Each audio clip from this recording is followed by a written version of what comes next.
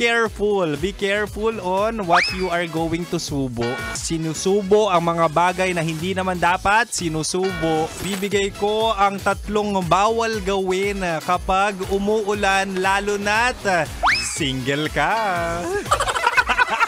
Una, pag tag-ulan at ikaw ay single, wag lutang, 'di ba? Wag lulutang-lutang. Yung umuulan, nakatulala ka, ay talaga nga namang malulungkot at magre-relapse ka.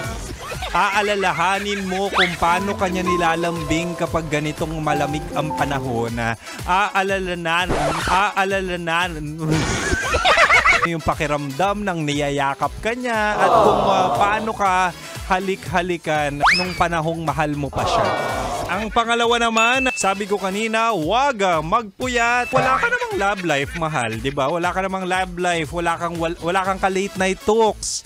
Walang nag-good night sa'yo, walang naglalambing sa'yo kapag gabi.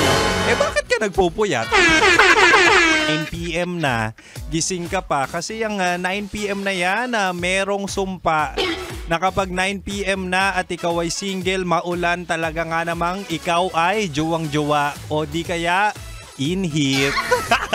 At ito na, mahal, pangatlo, wag magpagutom, di ba? Sinusubo ang mga bagay na hindi naman dapat sinusubo.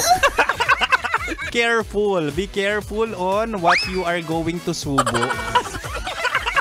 Huwag magpapagutom. Kumain ng tamang oras. Kapag ganyan, wala sa katinuan ang iyong pag-iisip, pwede mong i-chat ang iyong ex. Pwedeng tikman mo yung maling tao. Oo, katulad yan, may binigay sa akin. Hindi ko alam kung kakainin ko ba.